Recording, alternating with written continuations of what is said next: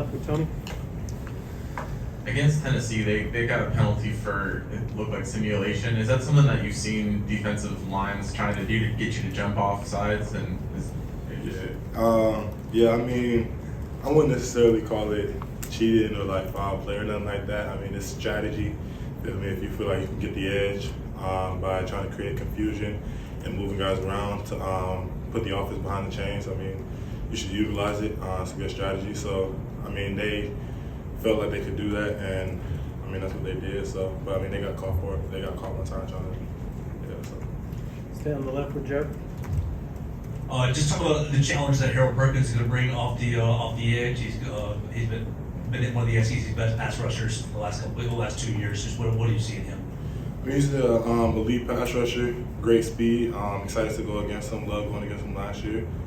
Just can't wait to play. Nick Alvarez. I have to ask, how's your foot going? Is that just preventative? Yeah, I mean, it's doing pretty good. I mean, stuff happens. You're out there, you feel me, you get banged up, so it's no big deal. You're ready to play, and can't go, so. Was that from a game? Was that from a game? Yeah. Play in the third quarter. Mike. Just how did you see crowd noise affect Tennessee? Just watching from the sideline, and how do you think crowd noise can affect this game? Crowd noise definitely plays an extreme part into the game. That was the loudest I think I've heard Brian Denny get, and I loved it. I mean, they got 2 false start penalties.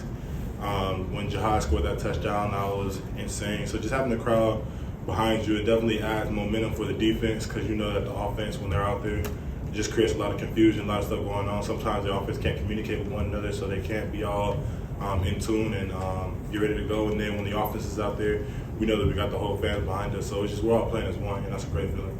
On the left with Katie. Brash just said this game's a little personal. How much is the fact that y'all have the chance to avenge both of last season's losses in back-to-back weeks kind of factoring into things this week, maybe motivation-wise for y'all? Yeah, so it's a lot of motivation. Every day, every time throughout the offseason, whenever things got hard, I just thought about this game, and I thought about the Tennessee game. We have a standard that we always have to play to, and putting ourselves in situations to where the game's decided on one play is something that we never want to do. So, games like this are always personal. Yeah. On the right with Charlie.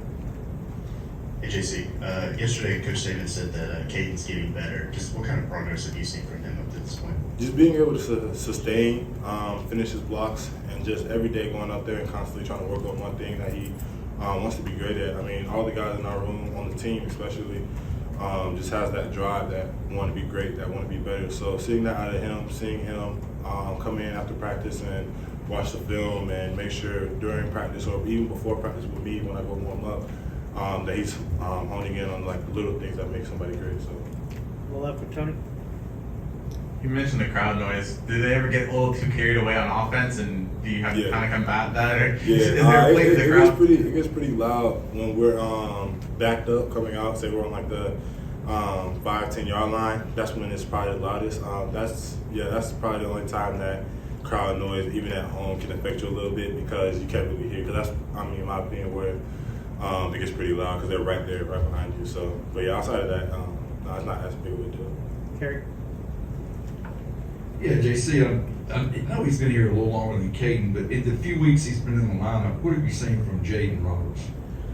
I've seen a lot of confidence building from him, a lot of great things that he's been doing. He knows his plays, he knows what he's supposed to do, and he's just going out there and being physical.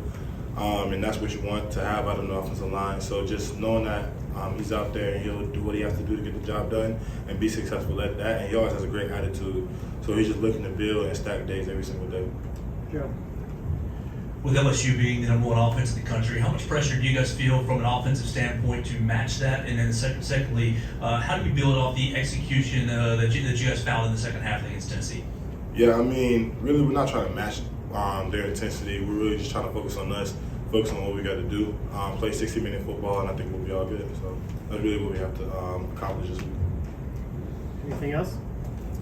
Awesome. Thanks, Jason.